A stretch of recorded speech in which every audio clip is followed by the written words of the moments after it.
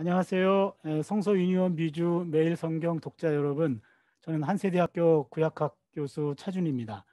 여러분과 함께 이사야 40장부터 66장까지 전체 개관 특강을 하게 되었습니다. 50분 특강이기 때문에 시간이 많지 않아서 어떻게 해야 될지 고민이 많았는데 한번 시도해 보겠습니다. 먼저 이사야서 전체적인 그림을 좀 잠깐 보려고 하는데요. 화면에 띄워준 본문은 이 책인데요. 6개의 키워드로 읽는 이사야서 성서 인연에서 나온 책입니다. 사실은 이 책에서 하고 싶은 얘기를 충분히 다 했기 때문에 이 책을 보시면 될 텐데요. 여기 있는 내용은 조금 더 자세한 내용이기 때문에 좀 일반 독자들을 위해서 좀 쉽게 풀이해서 이사야 40장부터 66장까지 본문을 많이 다뤄보려고 합니다. 먼저 이사야서는요 66장까지 있죠. 그래서 여기 1장부터 12장까지는 유다와 예루살렘에 대한 심판의 말씀이고요. 그 다음에 13장부터 23장까지는 이방 민족들에 대한 심판이에요. 열방 신탁이라고도 얘기하는데요. 그리고 24, 27장은 이사야 묵시라고 얘기합니다. 이거는 좀 묵시에 가까워요. 묵시라고 하는 표현에 좀 여러분이 초점을 좀 봐주시고, 그리고 28장, 32장은 아시리아 시리즈라 그래서 아시리아가 통치할 때 이사야가 선포했던 말씀이 모아져 있고, 35, 35장, 33, 35장은 유다에 대한 구원에 대한 이야기입니다. 지금까지는 심판이었는데 여기부터 구원의 얘기가 나오기 시작합니다. 그리고 33장부터 39장까지는 예루살렘의 위협과 구조라고 해서 사내립이 예루살렘을 침공할 때 주전 701년 사건이에요. 이때 나온 유명한 사건인데 이 안에 들어가 있습니다. 왕하 18장부터 20장까지 내용과 거의 같습니다. 우리가 오늘 다룰 본문은 여기부터입니다. 이사야 40장부터 48장까지인데 여기는 갑자기 고레스하고 바벨로니아가 나와요. 고레스는 페르시아의 왕입니다.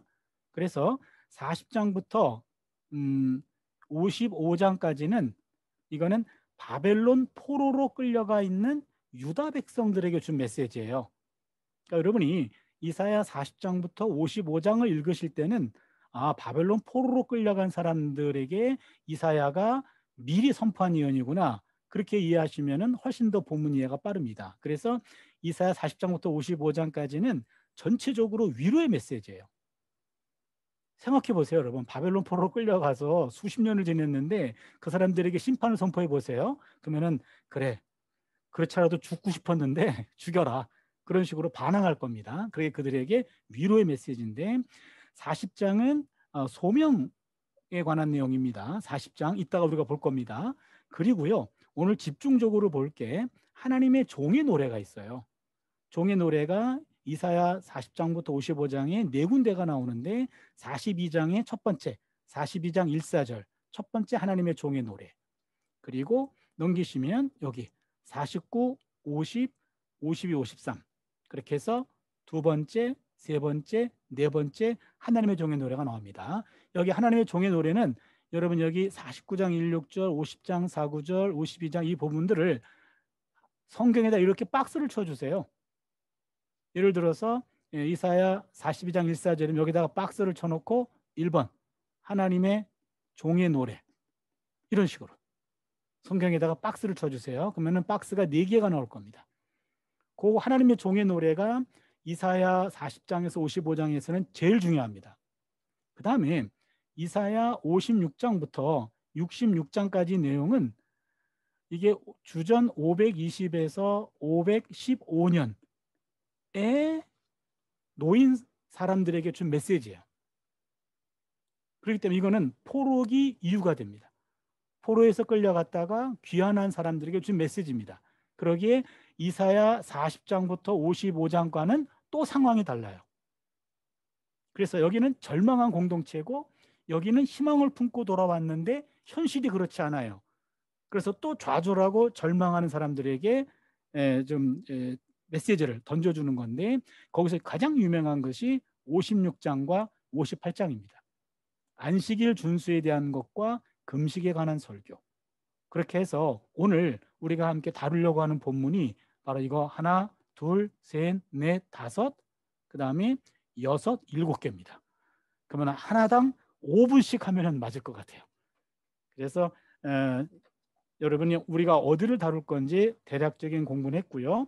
첫 번째 이사야 40장 1, 8절을 좀 보려고 합니다. 그럼 여러분 이사야 40장 한번 좀 펴주시기 바랍니다. 제가 조금 빨리 읽어볼게요. 너희 하나님이 이르시되 너희는 위로하라 내 백성을 위로하라 너희는 이스라엘의 마음에 닿도록 말하며 그것에게 외치라 그 노역의 때가 끝났고 그 죄악이 사함을 받았느니라 그의 모든 죄로 말미암아 야훼의 손에서 벌을 배나 받았느니라 할지니라 하시니라 외치는 자의 소리여 이르되 너희는 광야에서 야훼의 길을 예비하라 사막에서 우리 하나님의 대로를 평탄하게 하라 골짜기마다 도두어지며 산마다 언덕마다 낮아지며 고르지 아니한 곳이 평탄하게 되며 험한 곳이 평지가 될 것이요 야훼의 영광이 나타나고 모든 육체가 그것을 함께 보리라 이는 야훼의 입이 말씀하셨느니라 말하는 자의 소리여 이르되 외치라 대답하되 내가 무엇이라 외치리까 하니 이르되 모든 육체는 풀이요 그의 모든 아름다움은 들의 꽃과 같으니 들의 꽃은 마르고 풀은 마르고 꽃이 시듬은 야훼의 기운이 그 위에 불미라 이 백성은 실로 풀이로다 풀은 마르고 꽃은 시드나 우리 하나님의 말씀은 영원히 서리라 하라. 예, 여기까지가 40장 1절로 8절인데요. 이사야의 두 번째 소명이라고 얘기할 수 있는 본문입니다. 여기서 먼저 너희는 내 백성을 1절에 봐주시면요. 너희 하나님이 이르시되 너희는 위로하라 내 백성을 위로하라. 여기 너희는 천상의 존재들을 말해요. 하나님이 보좌에 앉아 계시고 천상의 존재들 앞에 너희들은 내 백성을 위로하라 라고 얘기합니다. 위로의 사역을 맡겨주고 있습니다. 2절을 보시면 너희는 예루살렘의 마음에 닿도록 말하며 그것들에게 외치라 노역의 때가 끝났고 그 죄악이 사함을 받았느니라 그의 모든 죄로 말미암아 야훼의 손에서 벌을 배나 받았느니라. 바벨론 포로로 끌려갔고 귀환하기까지는 약 70년이 걸린다고 우리가 알고 있죠. 예, 그러니까 70년 동안의 포로기가 있는데 그 중에 35년과 35년을 나눈 거예요. 35년은 유다의 죗값을 치른 거고 35년은 이방의 죗값을 치른 겁니다. 그래서 너희들이 죄를 배나 받았느니라 그렇게 배라고 얘기를 해요. 이게 중요한데요. 여기부터 이제는 대속적인 고난이라고 하는 개념이 나오고 있습니다. 다른 사람들을 위해서 대신 고난을 짊어진다. 그리고 3절을 보면 외치는 자의 소리요. 지금 하늘로부터 소리가 나오는데 너희는 광야에서 야훼의 길을 예비하라. 사막에서 우리 하나님의 대로를 평탄하게 하라. 하면서 지금 바벨론 포로로 끌려간 사람들이 이제는 사막에서부터 예루살렘으로 다시 돌아온다. 그러니까 광야 바벨론 포로지에서 돌아온다라는 얘기를 해요. 그런데요. 4절을 보시면 골짜기마다 도두어지며 산마다 언덕마다 낮아지며 고르지 아니한 곳이 평탄하게 되며 험한 곳이 평지가 될 것이요. 이게 굉장히 멋있는 말씀인데요. 여러분 잠깐 지도를 좀 보시면요. 지도 보이죠? 예, 지도 보시면 이스라엘 백성 여기가 예루살렘입니다. 예루살렘에서 여기 바벨론이 여기가 포로지예요. 이렇게 끌려가지 않았어요. 왜냐하면 여기는 사막지대입니다. 그래서 길이 없어요. 그래서 이렇게 위로 강물을 따라서 이렇게 끌려갔습니다. 그런데 이들이 귀환하는데 어떻게 귀환하냐면 직접 일로 귀환한다는 거예요. 사막에 길을 내서. 기가 막힌 말입니다. 사막에 길을 내겠다. 그래서 지금 3절에 보니까 사막에서 우리 하나님의 대로를 평탄하게 하라. 골짜기마다 도두어지며 산마다 언덕마다 낮아지며 고르지 아니한 곳이 평탄하게 되며 험한 곳이 평지가 될 것이라. 평탄 사역이에요. 없는 곳에 길을 냅니다. 그리고 골짜기마다 메워집니다.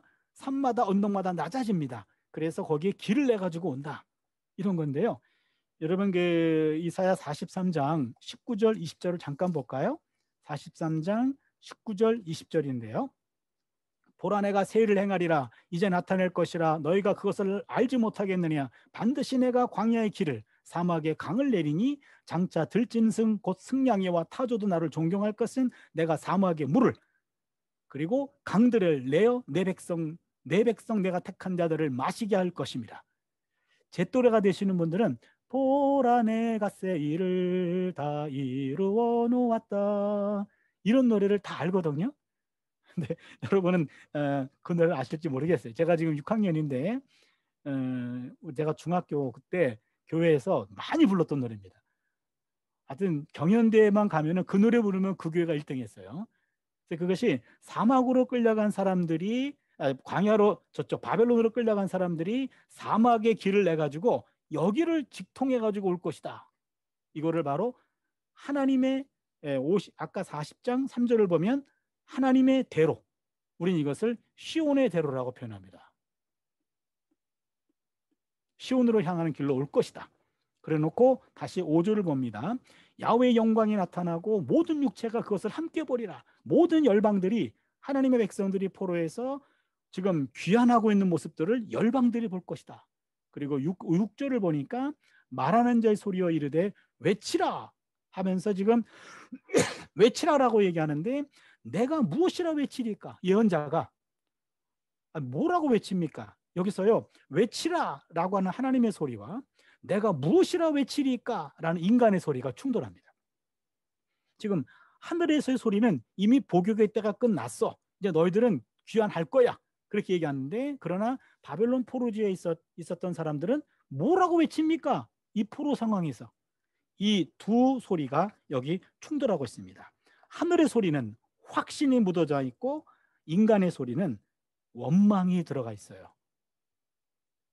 그러면서 하늘의 소리가 들립니다. 모든 육체는 풀이요 그의 모든 아름다움은 들의 꽃과 같으니 푸른 마르고 꽃이 시듬은 야훼의 기운이 그 위에 불미라. 이 백성은 실로 풀이로다. 푸른 마르고 꽃은 시드나 우리 하나님의 말씀은 영원히 서리다.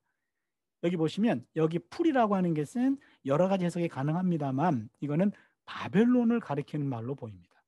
모든 육체는 풀이다. 지금 51장 12절을 보시면은요, 이사야 51장 12절이죠. 12절을 보시면 이르시되 너희를 위로하는 자는 나 곧 나이니라. 너는 어떠한 자이기에 죽을 사람을 두려워하며 풀같이 될 사람의 아들을 두려워하느냐. 여기 죽을 사람, 풀같이 될 사람의 아들은 바벨론이에요. 그러니까 바벨론이 그들을 억누르고 있지만 그 바벨론은 육체거든. 그 풀이야. 지금은 그렇게 무성하고 아주 강력하게 보이지만 아까 40장 7절 야훼의 기운, 이 기운이라는 게 루악이라고 하는 하나님의 영이에요. 하나님의 영이, 창조의 영, 여러분 창세기 1장 2절 기억하시죠? 창조의 영인 그 하나님의 영이 바람 불기 시작했어.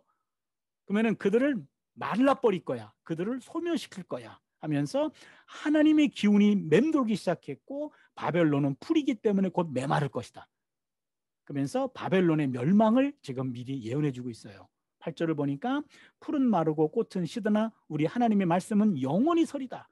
여기 이사야가 원래 예언했던 것은 크게 보면 두 가지입니다. 심판과 구원이에요. 근데 유다의 심판은 이미 성취가 됐습니다. 그리고 70년이나 지나갑니다. 근데 남아있는 하나님의 예언은 구원의 말씀이에요. 그 구원의 말씀, 약속의 말씀이 이제 설 것이다. 그거를 얘기해 주는 거죠.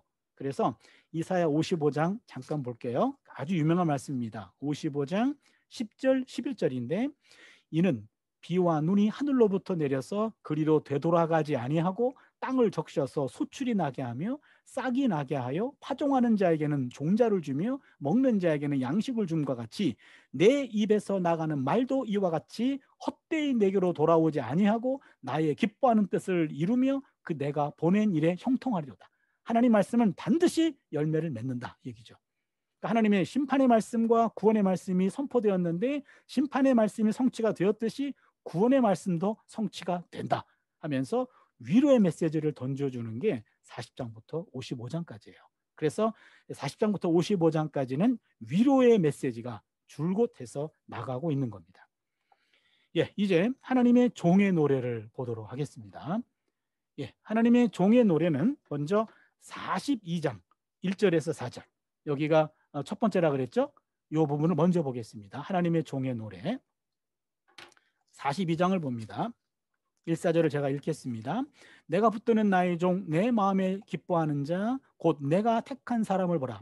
내가 나의 영을 그에게 주었은지 그가 이방에 정의를 베풀리라. 그는 외치지 아니하며 목소리를 높이지 아니하며 그 소리를 거리에 들리게 하지 아니하며 상한 갈대를 꺾지 아니하며 꺼져가는 등불을 끄지 아니하고 진실로 정의를 시행할 것이며 그는 쇠하지 아니하며 낙담하지 아니하고 세상에 정의를 세우게 이르리니 섬들이 그 교훈을 앙망하리다. 이게 첫 번째 종의 노래입니다. 그런데요, 그 종의 노래에서는요, 음,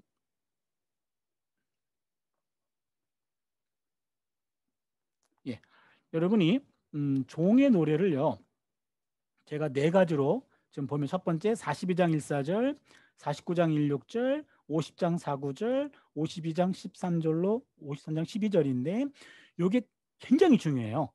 그러니까 이사야 40장부터 55장을 보셨다면 여기는 반드시 거쳐야 되는데 여기를 제가 이름을 붙여봤어요. 첫 번째 하나님의 종의 노래는 정의의 길을 걷다. 두 번째는 실패의 길을 딛고 이방의 빛이 되다. 세 번째는 제자의 길을 걷다. 네 번째는 소망의 길을 걷다. 하나님의 종이 걸어가는 길입니다. 이 네 가지는 제가 이름을 붙인 건데 제가 봐도 잘 붙인 것 같아요. 이거는요. 그러니까 여러분 성경에다 기록해 두시고 한번 잘 좀 봐주시고요. 오늘은 제가 여기서 포인트만 찝어서 여러분과 함께 나누려고 합니다. 첫 번째 42장 1사절 읽었죠. 여기 보시면 42장 다시 돌아옵니다. 여러분 내가 붙드는 나의 종 1절이죠. 내 마음에 기뻐하는 자 곧 내가 나의 택한 사람을 보라. 내가 나의 영을 그에게 주었다. 하나님의 영을 그에게 주었어요. 그러니까 하나님의 종은 하나 여러분 기억할 것이 이사야 42장부터 53장까지 하나님의 종하면은 다 그냥 예수 그리스도라고만 알고 있어요. 근데 예수 그리스도로 넘어가기 전에 이사야가 말한 하나님의 종은 바로 하나님의 사람을 얘기합니다. 곧 성도를 얘기하는 거예요. 곧 우리입니다. 여기서 이런 길을 가장 잘 본문대로 걸어간 길은 가장 대표적인 인물이 예수 그리스도예요. 그러게 예수님으로 넘어가기 전에 우리를 가리키는 것이고 우리가 걸어가야 할 길이다. 그거를 기억하시고 볼게요. 하나님의 종은 가장 중요한 것은 하나님의 영으로 준비돼야 됩니다. 하나님의 영. 그런데 42장 거기에 1절부터 4절까지 가장 많이 나오는 단어가 정이란 단어예요. 여러분 42장 1절에 정의 동그라미 해주시고 그리고 3절을 보시면은요 정의를 시행할 것이라 정의 동그라미 해주시고 4절을 보시면 정의를 세우기에 정의 동그라미 해주세요. 그러면 지금 4절밖에 안 됐는데 정의라는 말이 4번이나 나와요. 3번이나 나와요. 이 말은 뭐냐면 하나님의 종은 정의의 길을 걸어가는 분이에요. 그러면 정의라고 하는 말, 히브리 말로 미슈파트라고 그러는데 이 미슈파트라고 하는 말은 여러 가지 의미가 있는데요. 본문에 따라 정의가 달라져요. 여러분 3절을 보시면 상한 갈대를 꺾지 아니하며 꺼져가는 등불을 끄지 아니하고 진실로 정의를 시행할 것이요. 여기 보니까 정의라고 하는 용어가 나옵니다. 그런데 정의라고 하는 것은 상한 갈대도 꺾지 않고 꺼져가는 등불도 끄지 않고 살리려고 애쓰는 게 정의예요. 그럼 여러분 상한 갈대와 꺼져가는 등불, 사그러져가는 대상도 끝까지 돌보고 살린다. 연약한 지체를 포기하지 않고 회복시키고 세운다. 쉽게 이야기하면 약자들을 약하고 힘없는 사람들을 받들어주고 도와줌으로 공동체 전체가 이지러짐이 없도록 하는 것. 이게 하나님이 바라시는 인간 사회의 가장 아름다운 질서입니다. 그리고 약한 지체를 관심을 갖고 그를 외면하거나 제거하는 것이 아니라 그를 세워주는 것. 이게 정의예요. 이런 정의의 길을 하나님이 원하신다 그 얘기입니다. 그러기에 하나님의 종의 길은 맨 먼저 중요한 것은 바로 정의의 길을 걸어가는 사람이다 라고 하는 그 메시지를 여러분 잘 기억해 주세요. 정의의 길을 걸어간다. 그래서 제가 이 정의라는 말을 할 때마다 우리 학생들한테 좀 나누는 말이 있는데요. 우리 몸에서 지금 가장 소중한 부분은 어딜까? 그럼 학생들이 뭐 이러저러한 말들을 좀 많이 하죠. 심장입니다. 뭐 뇌입니다. 뭐 이런 얘기들을 많이 해요. 물론 다 맞는 말인데, 그런데 현재 우리 몸에서 가장 중요한 부분은 아픈 데예요. 아픈 데. 예. 손끝에 가시라도 하나 이렇게 찔려 있으면 이거 통증을 느끼는 게 정상이에요. 근데 야, 너는 심장도 아니잖아. 넌 뇌도 아니잖아. 너 아파도 우리 나 죽지 않아. 이런 식으로 무시한다면 그거는 건강한 몸이 아닙니다. 건강한 몸이라면 약한 지체, 병든 지체를 가장 먼저 통증을 느끼고 그것을 회복시키려고 노력하는 거죠. 그게 정의입니다. 정의는 우리 사회, 그다음엔 우리 공동체, 우리 몸의 가장 연약한 부분, 약한 부분을 외면하지 않고 그것을 세워주고 회복시켜주는 것. 그게 정의다. 그러게 하나님의 종은 정의의 길을 걸어가는 사람입니다. 두 번째, 49장입니다. 두 번째 종의 노래 49장 1, 6절이죠. 제가 실패를 딛고 이방의 빛이 되다라고 얘기했는데 본문을 한번 읽어보도록 하겠습니다. 섬들아 내게 들으라, 먼 곳 백성들아 귀를 기울이라. 야훼께서 태에서부터 나를 부르셨고 내 어머니의 복중에서부터 내 이름을 기억하셨으며 내 입을 날카로운 칼같이 만드시고 나를 그의 손그늘에 숨기시며 나를 갈고 닦은 화살로 만드사 그의 화살통에 감추시고 내게 이르시되 너는 나의 종이라, 나의 종이요 내 영광을 내 속에 나타낼 이스라엘이라 하셨느니라. 그러나 나는 말하기를 내가 헛되이 수고하였으며 무익하게 공연히 내 힘을 다하였다 하였도다. 참으로 나에 대한 판단이 야훼께 있고 나의 보응이 나의 하나님께 있느니라. 이제 야훼께서 말씀하시나니 그는 태에서부터 나를 그의 종으로 지으신 이시요 야곱을 그에게로 돌아오게 하시는 이시니 이스라엘이 그에게로 모이는도다. 그러므로 내가 야훼 보시기에 영원하게 되었으며 나의 하나님은 나의 힘이 되셨도다. 그가 이르시되 네가 나의 종이 되어 야곱의 지파들을 일으키며 이스라엘 중에 보존된 자를 돌아오게 할 것은 매우 쉬운 일이라. 내가 또 너를 이방의 빛으로 삼아 나의 구원을 베풀어 끝까지 이르게 하리라. 거기까지입니다. 예, 거기에서 지금 하나님의 종은 실패를 딛고 이방의 빛이 되었다. 그렇게 이름을 붙였는데요. 여러분 49장 2절을 보시면은요.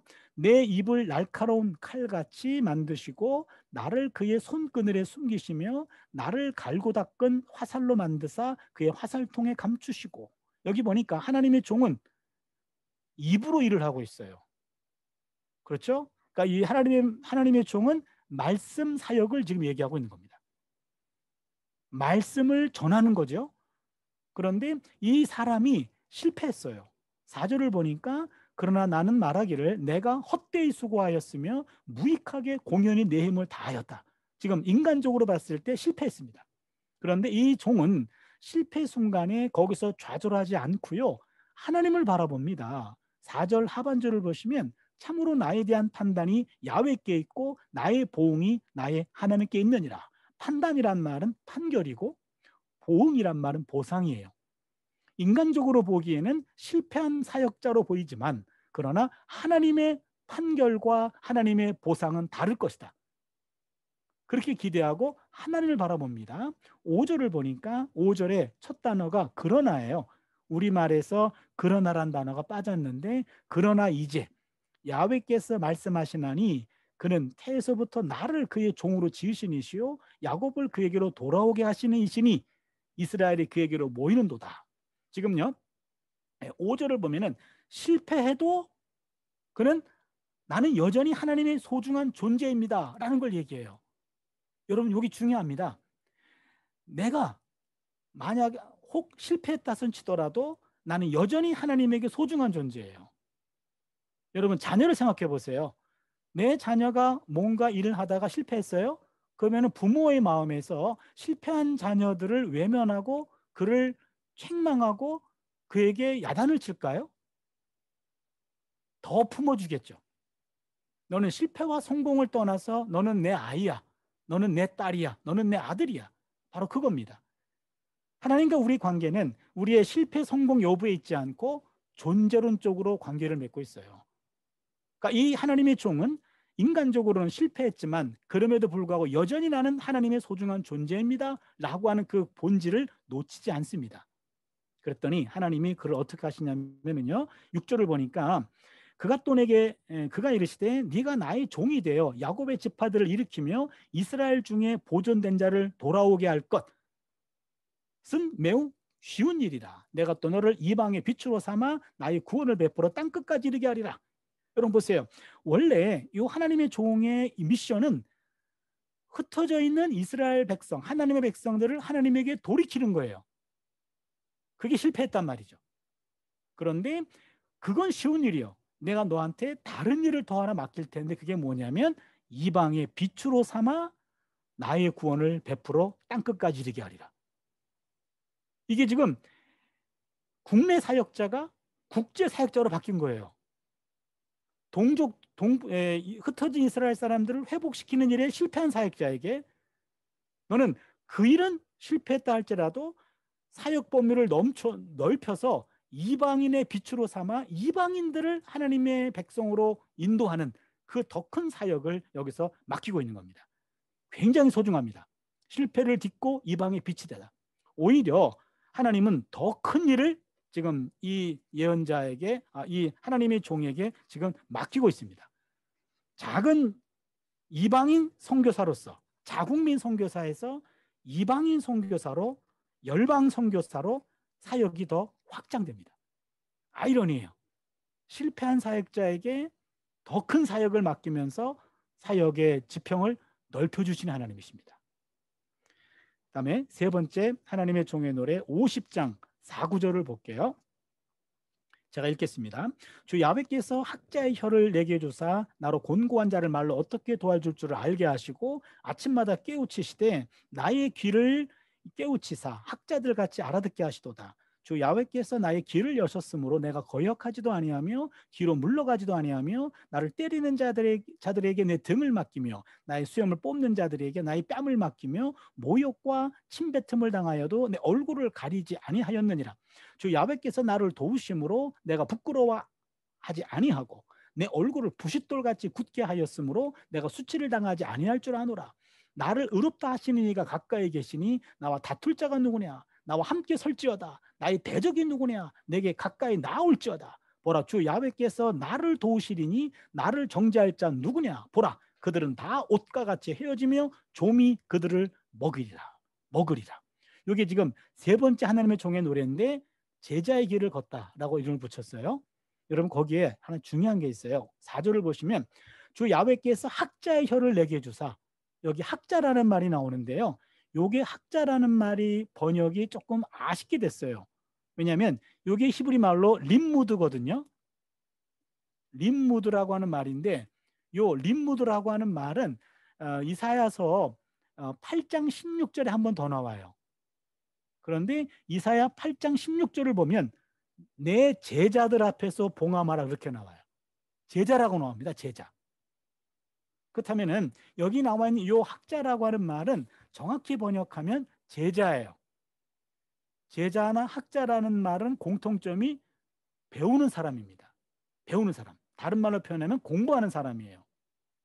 그러기에 주 야훼께서 제자의 혀를 내게 주사 나로 곤고한 자를 말로 어떻게 도와줄 줄을 알게 하시고 아침마다 깨우치시되 나의 길을 깨우치사 학자같이 제자같이 알아듣게 하시는도다. 여기 보시면요. 지금 중요한 정의가 나올 수 있어요. 배움이라고 하는 것. 학문의 목적은 근본적으로 곤고한 사람을 돕는 데 있습니다. 우리가 날마다 뭔가를 깨우쳐서 그 깨우친 바를 가지고 내 주변에 곤고하고 힘들어하고 어려워하는 사람들을 도와주기 위해서 공부하는 겁니다. 여러분 잘 기억해 주세요. 우리가 성경 공부만이 아니라 우리가 각자의 영역에서 여러 가지 공부하고 여러 가지 배웁니다. 그 모든 배움은 주변에 있는 곤고하고 힘든 사람을 도와주기 위해서 하는 것이다 라는 얘기죠. 그러면서 오늘 본문이 중요한 이유 중에 하나는 바로 하나님과 백성의 관계를 성경은 표현할 때 목자와 양, 주와 종, 그리고 어버이와 자식, 그리고 임금과 백성 이런 식으로 설명하는데 스승과 제자라고 보는 것은 거의 없어요. 오늘 본문을 보니까 바로 하나님의 종은 하나님의 종은 하나님과 종의 관계를 선생과 제자, 스승과 제자의 관계를 이해하고 있습니다. 그러기에 하나님의 종은 제자의 길을 걸어가는 사람입니다. 날마다 아침마다 깨우쳐야 됩니다. 과거에 한번 배웠던 것 가지고 평생 울고 먹으면 안 돼요. 그걸 우리는 곰탕 신앙이라 그래요. 곰탕 신앙은 안 되고 그날 새롭게 신선한 깨우침을 얻어야 됩니다. 그 깨우침을 가지고 필요한 사람들에게 나눠주는 것, 도와주는 것, 그것이 바로 제자의 사역이다. 그래서 제자들은 하나님의 말씀을 새롭게 듣고 그 말씀을 가지고 주변 사람들을 위로해 주는 사람이다. 개인적인 얘기입니다만 제가 50장 4절에 있는 말씀이 우리 모든 가족에게 주신 하나님의 말씀으로 올해 우리가 받았어요. 하나님, 우리 가족들은 학자의 혀를 주셔서 곤고한 자를 말로 어떻게 도와줄 줄을 알게 하시고 아침마다 깨우치게 해주셔서 나의 귀를 깨우치사 제자들 같이 알아듣게 하신도다. 그래서 우리 아이들한테도 우리가 여러 가지 전공이 다르지만 너희들의 배움을 통해서 남을 도와주는 그런 삶이 되었으면 좋겠다라고 말씀을 나눈 본문이기도 합니다. 마지막 본문입니다. 52장이죠. 13절에서 53장 12절까지인데 네 번째 하나님의 종의 노래인데요. 엄청나게 길어요. 이걸 다 읽으면 강의가 끝날 것 같아서 그냥 읽은 걸로 할게요. 고난의 길을 걷다라고 하는 건데요. 여기서 제가 나누고 싶은 게 있습니다. 여러분 53장 4절, 5절이 이게 핵심 본문인데 그는 실로 우리의 질고를 지고 우리의 슬픔을 당하였거늘 우리는 생각하기를 그는 징벌을 받아 하나님께 맞으며 고난을 당한다 하였노라.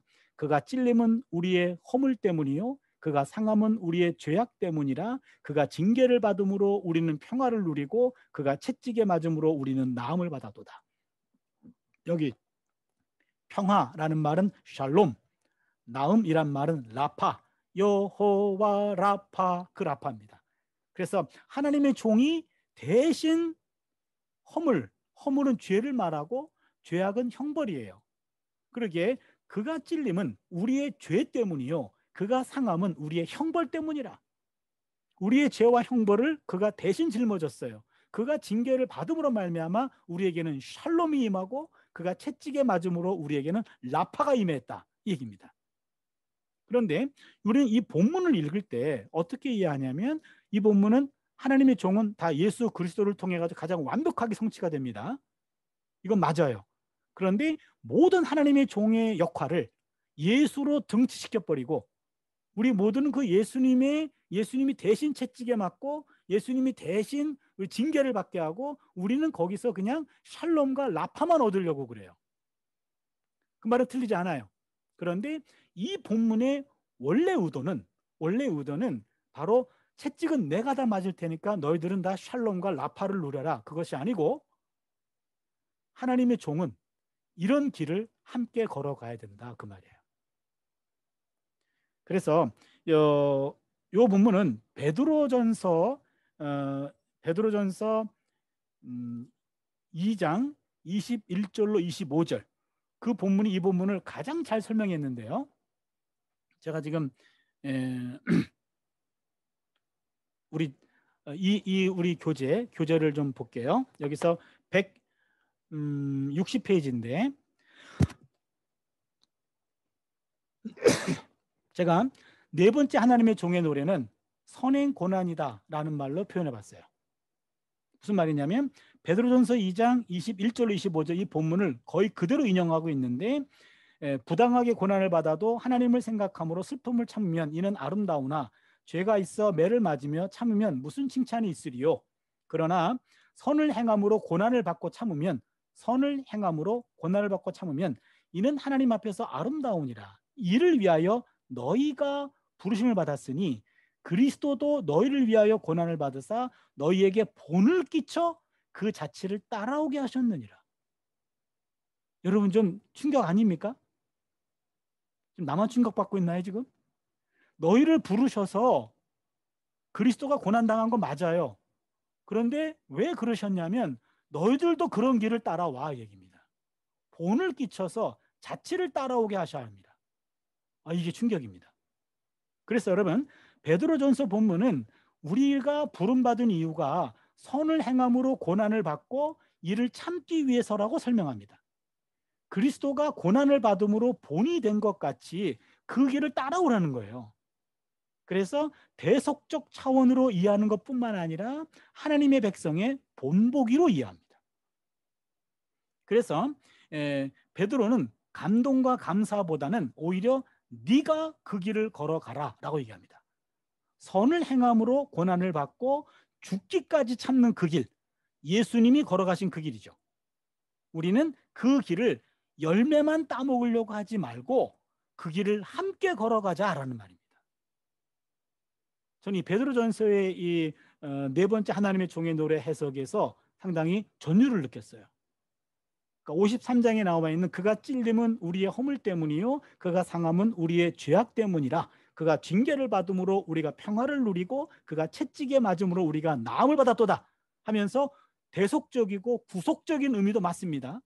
그러나 그 은혜를 받은 사람이라고 한다면 예수님의 그 십자가 고통의 길을 일부 담당해 내는 것, 이것이 제자도다 그런 얘기입니다.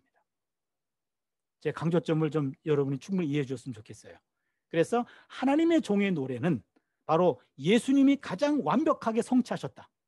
그런다 그 길은 우리에게도 요구되고 있다.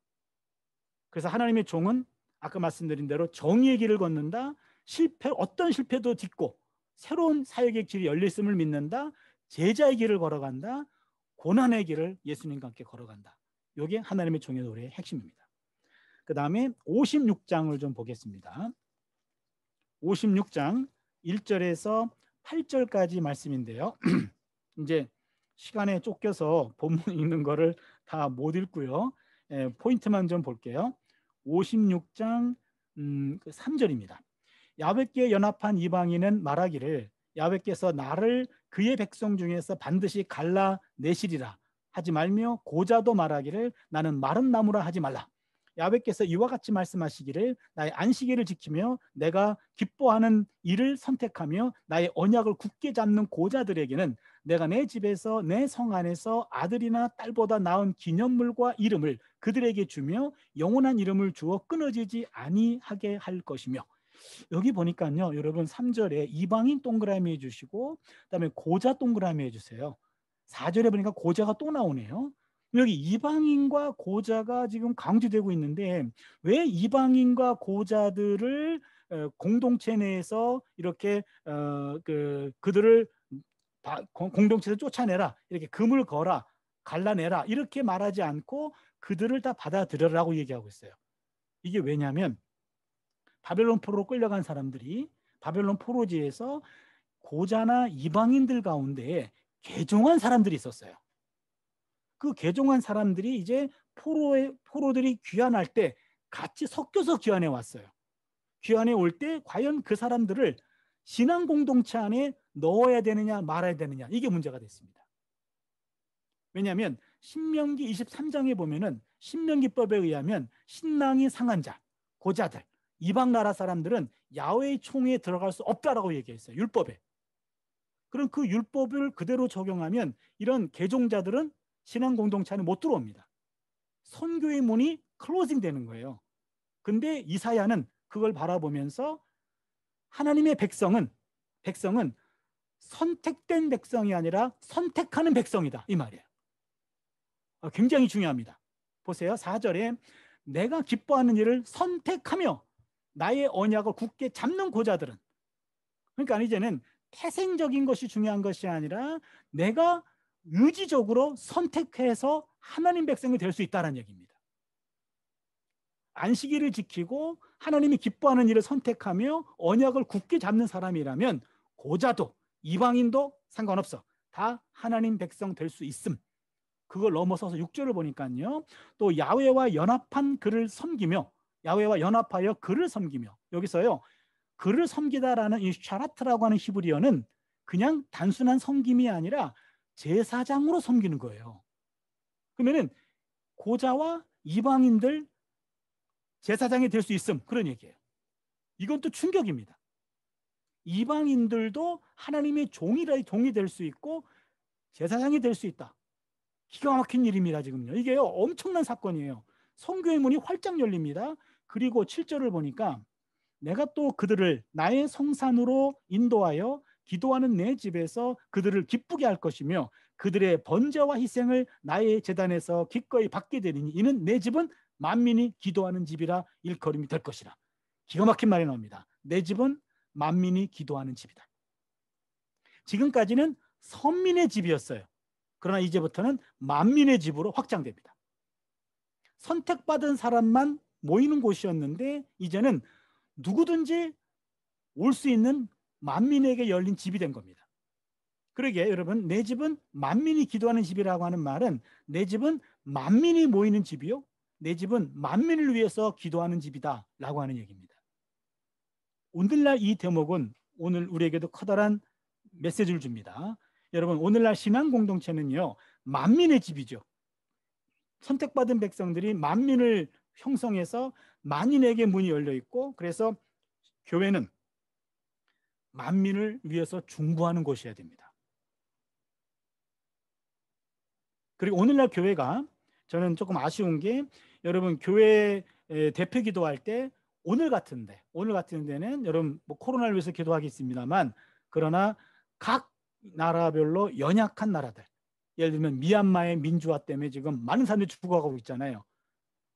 그거 살아있는 공동체라고 한다면은, 만민이 기도하는 집이라고 한다면 공식적인 예배에서 그들을 위한 중보 기도가 생략돼서는 안 되겠죠. 이 전체 이 지구가 다 하나님의 창조물이라고 한다면, 하나님의 백성이라고 하는 의식 속에 우리의 다 아담과 가인, 아담과 노아의 후손입니다. 다 한 가족이에요. 그럼 한 가족이 연약한 지체로 지금 죽어가고 있습니다. 당연히 통증을 느끼고 기도해야죠. 그래야 건강한 공동체가 되고 건강한 교회가 되는 겁니다. 그러기에 신앙 공동체는 만민의 집이다. 만민을 위해서 열려 있고 만민을 위해 중보하는 곳이다 라고 하는 메시지를 함께 듣습니다. 마지막 본문입니다. 58장 1절로 12절 본문인데요. 여기도 다 읽지는 못하고 중요한 본문이 금식에 관한 내용입니다. 금식. 여러분 거기 6절을 보면 내가 기뻐하는 금식은 해놓고 흉악의 결박을 풀어주며 멍에의 줄을 끌어주며 압제당하는 자를 자유케 하며 모든 멍에를 꺾는 것이 아니겠느냐라고 나오는데요. 여러분, 내가 기뻐하는 금식은, 거기서 끊으면 안 돼요. 거기서 끊어버리면 하나님은 우리가 금식하는 걸 기뻐한다는 말인데, 여러분 어떤 하나님이 당신의 신자들이 밥 굶는 걸 좋아하십니까? 제가 딸을 둘을 키우고 있는데 우리 두 딸들이 밥을 굶고 금식하면요, 저는 마음이 아파요. 그렇지 않나요? 어떤 부모가 자식이 먹는 것 가지고 안 먹는 걸 기뻐하나요? 그거 아니거든요. 내가 기뻐하는 금식은 해놓고 뒤에 나와 있는 게 중요해요. 여러분 넘버링 해주세요. 1번 흉악의 결박을 풀어주며, 2번 멍에의 줄을 끌어주며, 3번 압제당하는 자를 자유케 하며, 4번 모든 멍에를 꺾는 것. 1, 2, 3, 4. 요 네 가지 공통점은 바로 사회 운동으로 이것을 함께 모을 수 있습니다. 사회 일종의 다른 말로 표현하면 정의라고 표현할 수 있어요. 그다음에 7절을 보니까 1번 줄인 자에게 양식을 나누어 주며, 2번 유리하는 빈민을 집에 들이며, 3번 헐벗은 자를 보면 입히고, 4번 내 고륙을 피하여 스스로 숨지 아니하는 것 아니겠느냐. 7절에 나와 있는 것은 사회 봉사를 얘기합니다.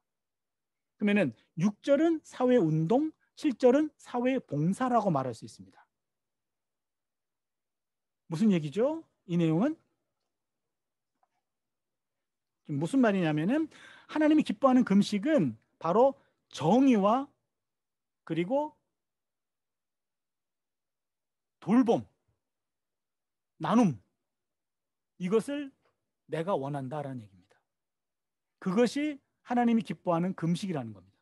금식은 자기를 억제하고 자기를 절제하는 겁니다. 자기 포기는 뭐로 나타나냐면 소셜 액션과 소셜 서비스. 그래서 그다음에는 정의와 어떤 자비라고 하는 두 가지 개념. 정의와 자비를 행하는 것이 진정한 금식이다라는 말을 지금 여기서 강조하고 있는 겁니다. 여러분 자세한 내용은 그 6가지 키워드, 그걸 좀 참조해 주시고요. 여기서 얘기하고 싶은 것은, 하나님이 진정으로 원하는 예배는 바로 정의와 자비를 행하는 예배다라는 얘기입니다. 정의와 자비는 함께 가야 됩니다. 정의와 자비라고 하는 것은 보통 조금 진보적인 신앙관을 가진 사람들은 사회 정의가 없어야 된다.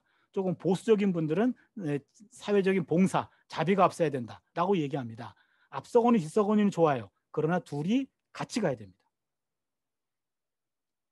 개인적으로도 어떤 사회적 정의와 그다음에는 개인적인 자비가 같이 가야 되고요.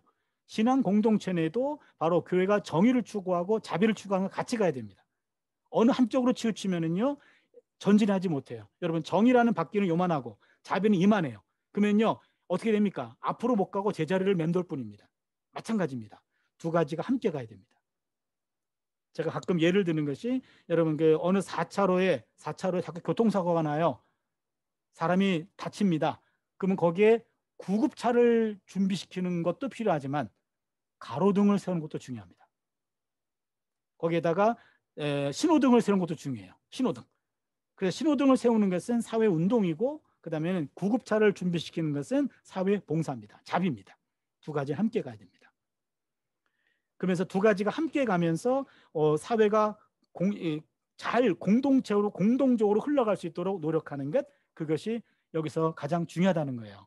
여기서 제가 또 한 가지 좀 나누고 싶은 내용들이 있는데요.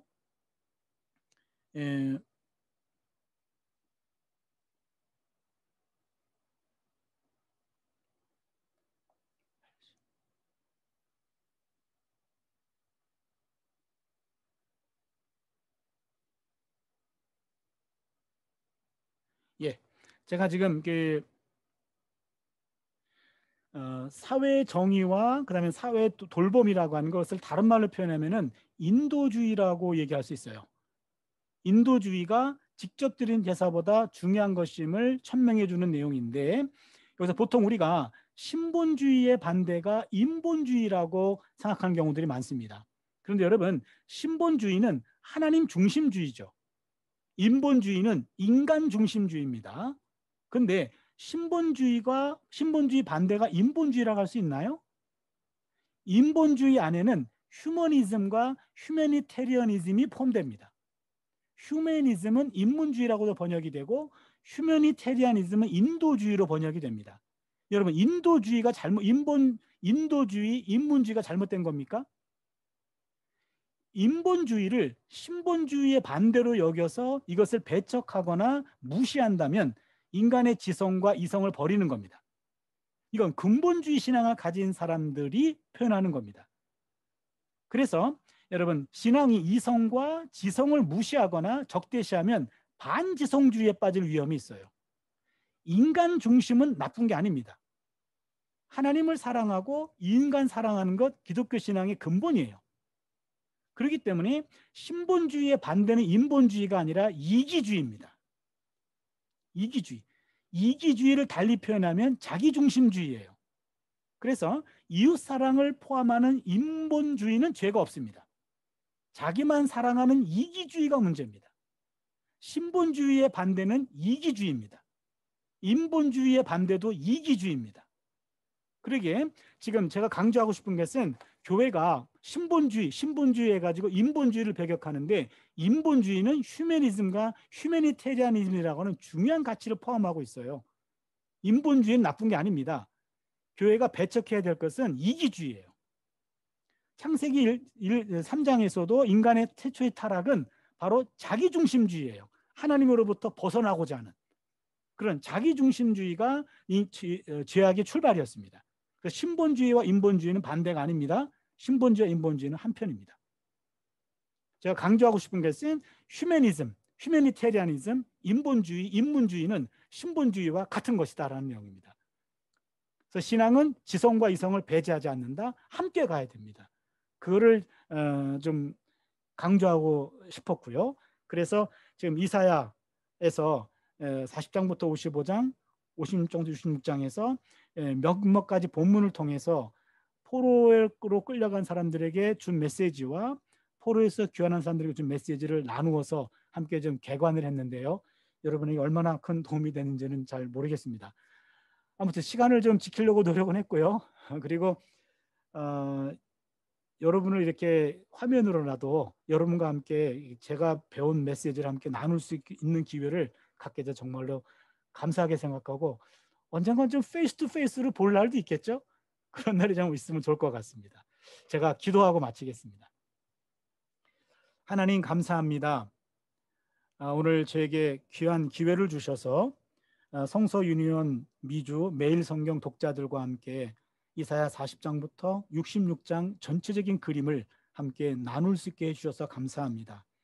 이사야를 통해 주었던 그 메시지가 오늘 우리의 삶 속에서도 들려지게 하시고, 우리의 가슴을 뜨겁게 하게 하시고, 우리의 손과 발을 움직이게 하셔서 우리가 서 있는 공동체 내에서 예언자의 영성을 가슴에 담고 내가 변화되고 우리 공동체가 변화되고 이 땅을 하나님의 나라로 만드는 일에 우리 모두가 사용되게 하여 주시옵소서.